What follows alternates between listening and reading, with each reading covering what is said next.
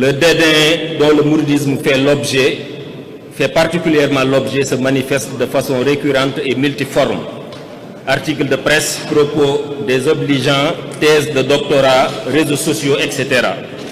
Mais jamais, depuis l'indépendance, un acteur politique ou public n'a affirmé sa haine et son hostilité envers toute la communauté, à commencer par ses leaders religieux comme l'a fait Omar Diagne. Il l'a fait à visage découvert par des vidéos qui ont récemment attiré l'attention de milliers d'internautes lors du Magal 2024 avec sa lettre de rejet d'une demande somme toute banale. Pourtant, les familles religieuses ont contribué de manière décisive à la formation d'une nation sénégalaise plurielle, mais unie autour de valeurs religieuses et sociétales qui structurent un vivre ensemble exemplaire à bien des égards. Leurs œuvres tout au long de l'histoire ont marqué les hommes, les espaces et les institutions sociales et politiques et expliquent le fait que la très grande majorité des Sénégalais se reconnaissent en elles. Sans être exhaustif, rappelons ici quelques propos désobligeants et haineux du sieur Omar Diagne. Je le cite. « Il nous faut une dictature sérieuse et citoyenne et patriote. Ceux qui matérialiseront cette dictature devront s'en ficher de tout, ne devront croire ni suivre personne, y compris ce qu'on appelle chefs religieux. »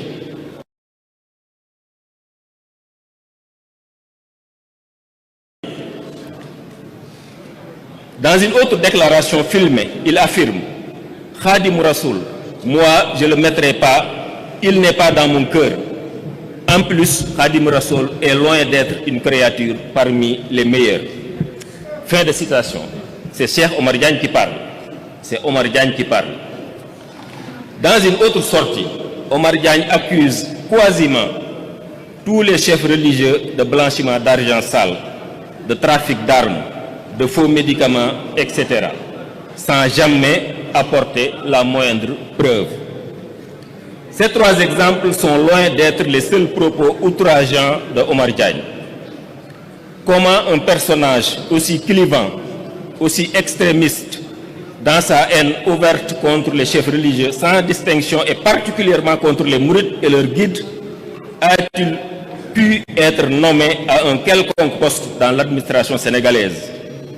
De surcroît, à une position aussi stratégique que celle de ministre conseiller et directeur des moyens généraux à la présidence de la République. Nous n'osons pas croire qu'il a été promis par les nouvelles hautes autorités du Sénégal en toute connaissance de son parcours, de son profil et de ses positions et convictions antérieures. Quelqu'un qui prône si ouvertement l'exclusion et le manque de respect envers toute une communauté du pays, cette communauté fût-elle ethnique, Serer, Diola, Pourar, ou religieuse, Tidjane, Mouride, Layen, etc., ou chrétienne, ne devrait occuper aucun poste dans l'État du Sénégal, car de fait, il a déjà annoncé son hostilité envers de larges groupes de citoyens de la société sénégalaise qu'il est pourtant censé servir et dont il doit veiller aux intérêts de manière équitable. Sa posture est disqualifiante. C'est une position de principe que tous ceux qui aiment le Sénégal, sa stabilité, sa cohésion et la préservation de son vivre ensemble doivent avoir. La thèse la plus vraisemblable est que Omar Diagne a aussi trompé les plus hautes autorités qui l'ont nommé. L'homme est un beau parleur, pompeux et extravagant. Ou bien ces autorités ignoraient ses nombreuses déclarations diffamatoires, outrageantes et extrémistes avant sa nomination. L'homme est même un danger pour la diplomatie sénégalaise, car ses propos extrêmement irrévérencieux envers le roi du Maroc, un pays considéré comme l'un des meilleurs amis du Sénégal, constitue un risque de tension dans les relations entre nos deux pays si son cas n'est pas bien géré. Le président de la République, son premier ministre ainsi que tout le gouvernement bénéficient d'un préjugé favorable auprès du Khalife général, Cheikh Mohamedou Muntakha, auprès de la grande majorité des leaders de la ville sainte, mais aussi de la part des populations qui placent beaucoup d'espoir en eux. Ce préjugé favorable est aussi dû sans doute à la posture respectueuse des autorités vis-à-vis du khalife, au changement de paradigme dans les relations entre l'État et les familles religieuses, plus tournées vers l'intérêt général des populations et du pays que vers le maintien de prébendes accordées à une petite minorité d'affairistes.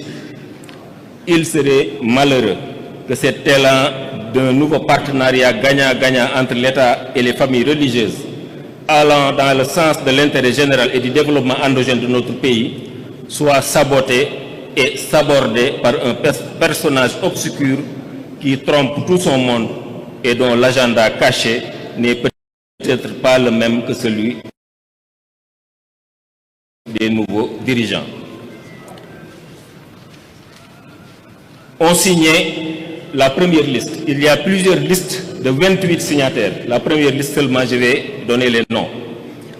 Serigne Mohamedou Mamoun Mbacké Falilou, Serigne Saliou Mbacké Murtada, Serigne Hamza Mbacké Abdoul Ahad, Serigne Abdou Samad Mbacké Chouaïbou, Serigne Aliou Mbacké Falilou, Serigne Cheikh Mbacké Lagan Abdoul Ahad, Serigne Chérif Mbacké Falilou, Daïra Moukhaddamatoul Khidma de la Grande Mosquée de Touba, Al-Wafa Darul Mouhty, Académie Minan des sciences islamiques, Association des écrivains mourides, Serigne Mame Thierno Mbacké, fils aîné de Serigne Mountakha, Serigne Cheikh Mbacké Abdoul Aziz, Serigne Cheikh Aziz, Docteur Khadim Lo, imam à la Grande Mosquée Massalikul Jinan, Serigne Ahmadou Mbacké Moustapha Falilou, Serigne Cheikh Mbacké Moustapha Falilou, Serigne Bassirou Mbacké ibn Serigne Mountakha, Serigne Ousmane Mbacké ibn Serigne Cheikh Khady, Serigne Moustapha Fall ibn Serigne Modou Aminta Fall, Soxna Mame Bousso Mbacké bintu El Hadji Bara Falilou, Serigne Moustapha Diakhaté Khadimul Khadim, Serigne Saliou Mbacké Moustapha Bachir, Serigne Alhaji Ka États-Unis, Soxna Aminta Lo Italie, Serigne Ababacar Mboup ànd sàmm jikko yi, Serigne Mame Cheikh Ndiaye ibnu